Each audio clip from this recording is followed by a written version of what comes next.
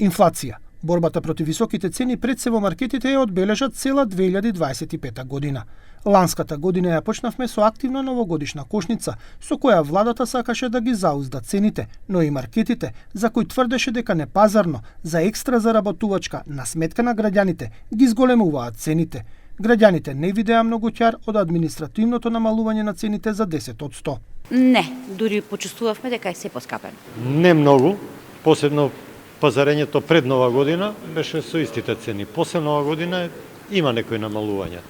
Не се значителни, ама има. Реален да бидам, не. Па имаше некои намалувања, ама не знам. Имаше, да. Малку на некои, не знам, одредени производи мали. Не, искрено не ме интересира цените колку се како се. Па искрено мислам дека немаше многу. Паралелно со кошницата, од владата ги предупредија маркетите да го почитуваат законот за нефер трговски практики, кој требаше да спречи големи профити на маркетите, а кој ќе ги платеа граѓаните со нереално повисоки цени. Контролата ја врши Комисијата за заштита на конкуренцијата КЗК. Иначе комисијата ќе работи, ќе може да влезе во фирмите, да и проверува договорите по дојава и така натаму. Значи, се она што ќе биде констатирано како неправилност може да биде и казнато. Казната е висока 20.000 евра. Но цените не се смирија. И во јануари и во февруари инфлацијата беше 5%. Иако ова се смета за умерена инфлација, таа не здоболе бидејќи најмногу поскапуваше храната, за која што се трошат најголем дел од приходите.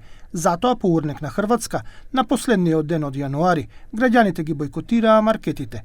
Прометот драстично им се намали и премиерот вината за високите цени ја виде во маркетите. Има поедени економски оператори кои што својата положба на пазарот ја злоупотребуваат. И за мене, како граѓанин, да се абстрахираме од политиката како граѓанин, е нелогично исти производи во маркетите кај нас да бидат со исти или повисоки цени отколку во маркетите во соседството. Бојкот како бојкот не ги реши проблемите. Имаше уште еден 7 дена подоцна, но со помал удар врз маркетите, бидејќи маркетите трговците продолжија по старо, од владата им најавија нови мерки. Им воведоа рамазанска и великденска кошница со замрзнување на маржата до 10% на 100 групи производи. Тоа што се однесува на долгорочното решение, каде што утре имаме средба со Министерствата и со релевантните институции кои што се приклучени во овој процес и ќе имаме долгорочна одлука за да имаме стабилни цени, цените да бидат стабилни на пазарот. Маркетите се обидуваат да добијат некои олеснувања во преговори со владата за да не бидат 100 групи производи, туку само 100. Може би и ќе се договорија, но веројатно владата имаше веќе сознание дека 4 маркети и Сојузот на стопански комори се фатени како картелски се организираат за да влијаат на цените. Затоа ја воведоа ригорозната мерка за замрзнување на маржите на над 1000 производи. Дополнително, пазарниот инспекторат откри машала за работка кај некои маркети, меѓу кои биле и најголемите. Значи, буквално од влегување на одреден производ на граница, па до рафт, просек да речеме 70% протопрофитната маржа. Свесен сум дека сме мал пазар, меѓутоа 70% е многу. Во овој период Сојузот на синдикати на Македонија побара зголемување на минималната плата за 6.000 денари или да изнесува 500 евра, а другите плати за по 100 евра. Едноставно, синдикалната минимална кошница беше се поскапа за граѓаните. Пратениците имаат можност да испаднат на нивото на задачата и наместо да земаат по 2.000-2.500 евра патни трошоци, да гласаат за платите на работниците да се зголемат за најмалку 100 евра со ослободување на плаќањето на придонесите. Денеска дојде време да бирате дали сте за или сте против работниците. Вашето бирање дали сте за или против работниците значи во кој правец Сојузот на синдикатите на Македонија во понатамошниот период ќе ја креира политиката. Ова за владата и за ВМРО ДПМН беше како да се мафта со црвено знаме пред бик. Се отвори фронт меѓу овие два социјални партнери. Владата ја оспори синдикалната кошница и најави своја, просечна, го смени законот за репрезентативност на синдикатите и го спушти прагот од 10 на 5% и споро го пребројуваше синдикалното членство, што ја блокираше работата на економско-социјалниот совет, каде што дотогаш само ССМ имаше легитимитет и тие требаа да дадат мислење за усогласување на минималната плата во март. Иако беше оспорена легитимноста од ССМ, владата без мислење на економско-социјалниот совет ја утврди минималната плата според законските одредби. Зголемувањето беше за 1.800, пошто изнесуваше 24.400 денари. Сметаме дека се е регуларно и има законска основа, тоа е само техничка промена по зороду на законот во однос на изразите. Меѓутоа, законското право на работниците да остварат минималната плата по формула не сме никој да го скрати, тоа е веќе предвидено и буџетирано во буџетите и на јавните институции на приватниот сектор. Инаку во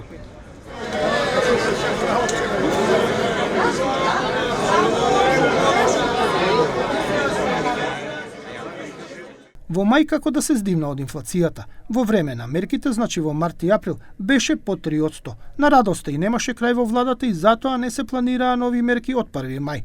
Но радоста кратко траеше. Мајската инфлација забрза, а јунската веќе беше сериозно над 4%. И за прв пат прво економистите, па потоа и премиерот Христијан Мицкоски зборуваа дека причина за високата инфлација не е само храната и енергенсите, туку базичната инфлација, која ги исклучува овие компоненти. Базичната беше повисока од општата инфлација. Економистот Абил Бауш смета дека инфлацијата ја разгоруваат и внатрешни фактори, поддржани од фискалната политика. Ако се сеќавате, ние ја започнавме годината со покачување на одредени ставки, нели, на плати и пензии. И тоа одма генерира во еден кусрок месечно, може да генерира покачување на индикаторот на инфлација. Тоа значи дека зголемените плати, во случајот и пензиите, кои што номинално се зголемија, прават притисок врз побарувачката, односно имаме зголемена побарувачка и луѓето можат таа цена за услугата да ја платат. Иако немаше директни мерки, сепак во септември и октомври базичната инфлација се намали, што беше добар сигнал, но тоа траеше се до ноември кога повторно инфлацијата забрза. Освен борбата со високите цени, во 2025 година добивме и нов гувернер на Централната банка. Неговиот избор задоцни поради пропуст на кабинетот на председателот и ненавремено поднесување до собранието на предлогот. Во игра беа Зоран Ставревски, Трајко Славевски и тогаш актуелната гувернерка Анита Ангеловска-Бежовска. Победи Трајко Славевски. Славевски како гувернер предупреди да не се зголемува минималната плата. Ставот на владата пак по ова прашање е идентичен и во 2025 немаше покачување на минималецот како што бараше синдикатот.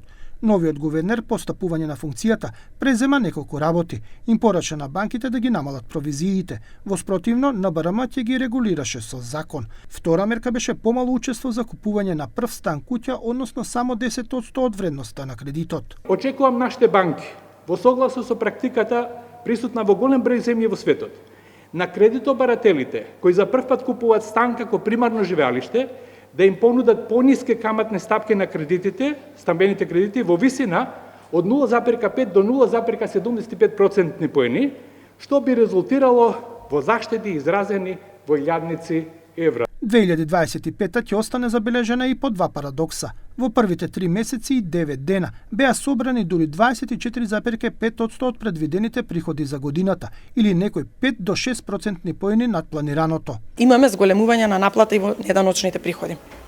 Што значи тоа? Тоа значи дека наплаќаме дивиденди од оние институции кои што имале добри резултати во 2023 година.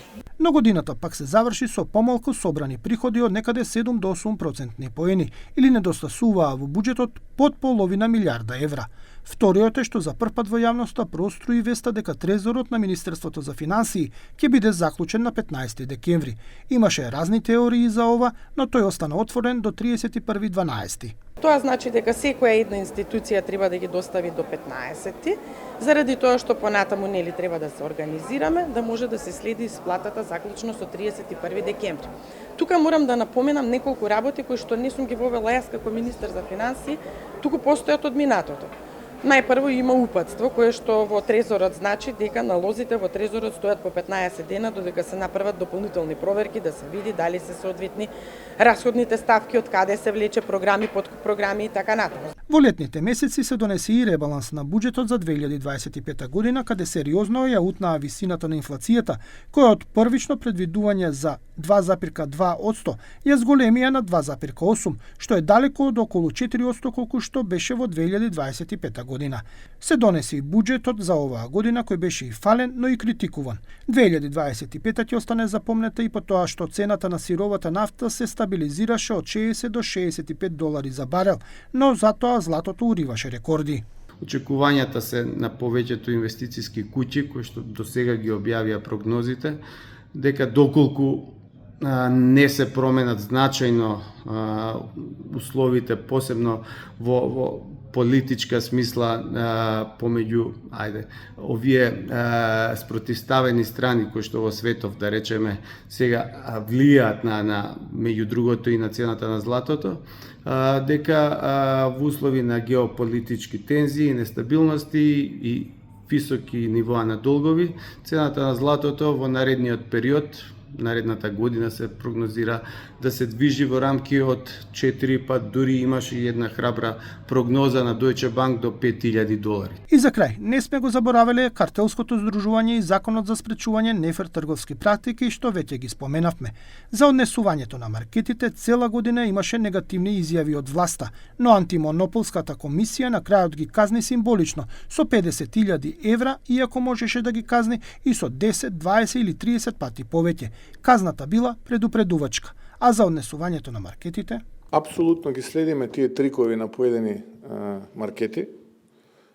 Не остануваат незабележани, но не би излегувал сега со било каква констатација како понатаму. По се изгледа ова тешко ќе биде во 2026, бидејќи лани никој не прејавил непочитување на законот за спречување нефер трговски практики. За жал, до овој момент имаме само индиции, никој не сака да посведочи. А ако нема соработка, тога за џабе ќе бидат измените на законот кои беа најавени. Наредната година веќе ќе има одредени промени во одредени делови на законот да направиме да биде поефикасен, а една од тие промени можам и да ви откриам. Зголемување на казната повеќе кратно од она што е предвидено во законот. Ова значи дека од сегашните 20,000 казните ќе се зголемат на €200,000 за непочитување на законот. Дека има непочитување, слушнал и председателот на Стопанската комора Бранко Азески. Стигнаат кај мене секакви информации, чак и претат и така натаму. Имаме и такви ситуации во кои што тие ќе речат, па ние сме трговци, ние сме најпаметни, ние ќе ја свртиме работата во наши интереси, така натаму.